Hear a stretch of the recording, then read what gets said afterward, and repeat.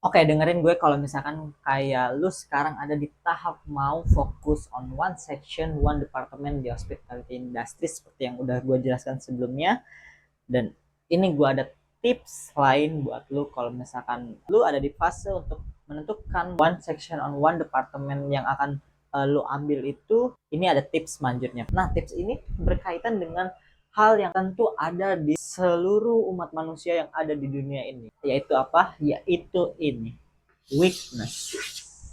Every single person in this world have the weakness. Yes, weakness. Dan gue rasa gue sebagai orang yang, gue nggak tahu sih gue sebagai orang apa, cuman ya menurut gue kalau misalkan kayak weakness ini gue mengtreatnya itu akhir-akhir ini cukup berbeda. Karena dulu mungkin cara gue mentreat weakness itu sama seperti orang pada umumnya, kayak ibaratnya lu harus melawan weakness lu harus mengatasi weakness lu segala macem gitu. No, gue menemukan formula baru bahwa kayak ternyata kita bisa men-treat weakness itu dengan cara yang berbeda atau another option gitu. Nah, jadi sebenarnya menurut gue weakness itu sebenarnya seharusnya yaitu harus kita hindari. Yes, weakness harus kita hindari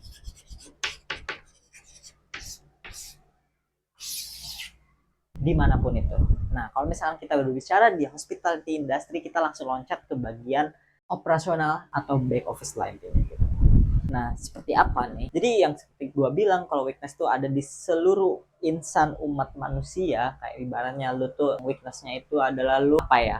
Komunikasi lu kurang gitu, atau lu nggak percaya diri, lu gampang nervous segala macam, atau lu tuh gaptek, atau lu kayak misalkan lu tuh nggak bisa hitungan, atau lu tuh nggak bisa bersosialisasi, atau lu tuh nggak bisa masak, atau lu tuh nggak bisa apa namanya manajemen, atau lu nggak bisa time management lu kurang gitu, atau lu tuh nggak bisa kerja under pressure. Kalau misalkan kerja under pressure sebaiknya lu nggak usah kerja di hotel sih, gue rasa. Ya udah, ini kalau misalkan lu ada di weakness nggak bisa kerja di under pressure, ya gue rasa lu jangan masuk industri hotel itu. Nah, lanjut dari semua weakness itu, seperti yang gue bilang, ada kaitannya dengan front office atau back office.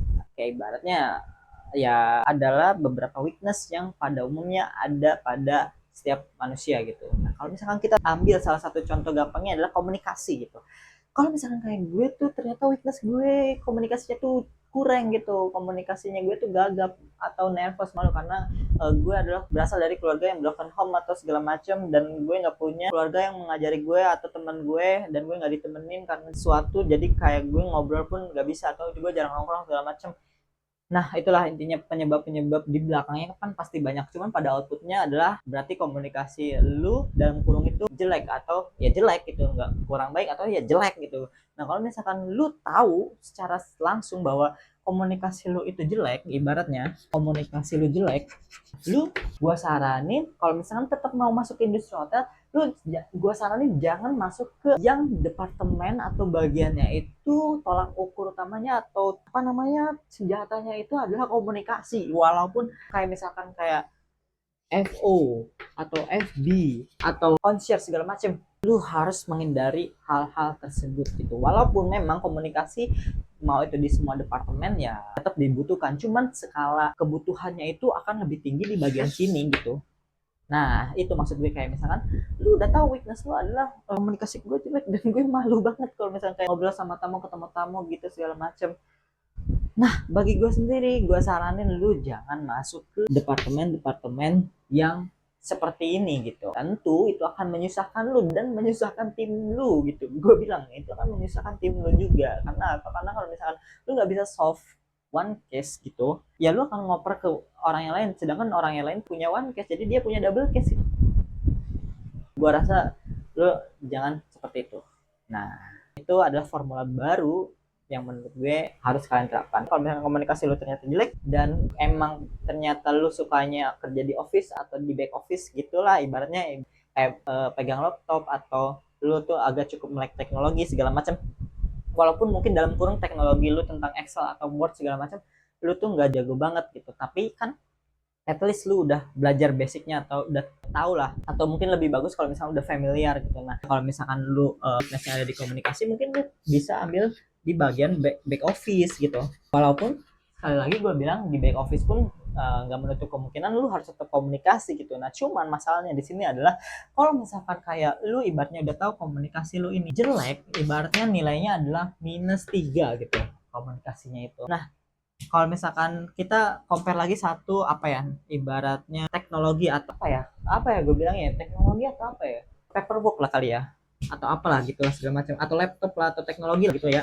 atau administrasi lah, sorry. Nah, atau administrasi ini kita let's say tulis di sini 2 gitu nilainya, 2 dan -3. Nah, jadi maksud gue adalah kalau misalnya kayak ibaratnya nilai komunikasi lu adalah -3, lu itu justru sebenarnya malah nggak boleh apa namanya mengambil si pilihan ini. Maksudnya kayak kalau misalnya komunikasi lu nilainya -3, ya lu jangan kayak ikut-ikutin orang yang udah pada umumnya yang seperti gue bilang di awal, pada umumnya kayak kita harus mengatasi masalah kita atau mengatasi weakness kita segala macam. Gua rasa itu udah cukup jadul caranya. Gua rasa kalau misalnya lu kayak gini, ya lu mending lu hindarin. Karena apa? Karena ketika dalam prosesnya nih, ini proses ya, ini proses. Nah, ketika dalam prosesnya, it takes lu kayak misalkan tahun lah, let's say dari setahun ini, lu ternyata dari -3 ini tuh lu cuman bisa nge-overcome, oke lah, kayak let's say dari -3 jadi -2, -1, 0, 1 gitu. Ini udah 1 tahun gitu. Nah, jadi waktu lu itu akan sangat terbatas sekali. Ibaratnya kayak ketika apa namanya, ketika proses lu udah menyentuh angka 1 tahun tuh, lu cuman baru dapat atau stay di angka 1 gitu. Nah, cuman kalau misalkan kayak kita coba alihkan mindset kita atau pola pikir kita, kayak misal lu akan fokusnya kepada strength lu atau kekuatan lu atau power lu di bagian kayak kerjaan-kerja administrasi atau di back office segala macam. Berarti nilai lu dari 2, di sini gue tambahin 2. Sorry ini gimana, gue juga jadi bingung. Ini 2, terus ini 3, ini 4, ini 5 gitu. Nah, ibaratnya lu dari 1 tahun, dari misalkan sama-sama 1 tahun ini, ya lu dari 2, ibaratnya ini 1 tahun, dari 2, 3, 4, atau jadi 5 ketika lu udah jadi 1 tahun kerja gitu, periodnya gitu ya. Ini berlepas dari kontraknya segala macam. Cuman ya at least pada poinnya adalah yang gue maksud yaitu ya lu udah ada di poin atau nilai 5 gitu ketika lu di period yang sama gitu, pada intinya gitu. Jadi menurut gue kalau misalnya lu udah tahu dan ingin fokus one section, one department, dan additionalnya adalah lu harus tahu weakness lu apa, gua saranin lu harus menghindari weakness lu itu. Hal seperti ini tuh nggak sepenuhnya jelek. Ibaratnya masa iya gue kerja kayak bener-bener ini nilai -3-nya tuh gue tinggalin gitu, enggak. Karena dalam progresnya pun tentu ketika lu naik progresnya misal kayak dari 2, 3, 4, 5, tentu dalam progresnya mungkin ini si komunikasi skill lu itu prosesnya cuman ada nambah di -2, -1, ya mungkin di -1 oke lah. Maksudnya ibaratnya udah nggak lebih buruk dari ketika lu di awal gitu. Nah, jadi kayak ibaratnya tarik-tarikan gitu. Jadi patokannya adalah strength lu tetap gitu. Jadi tetap di poin kelima. Itu ya. Jadi menurut gue ya lu harus tahu weakness lu apa, lu hindarin, dan ya udah lu fokus di one section, one department.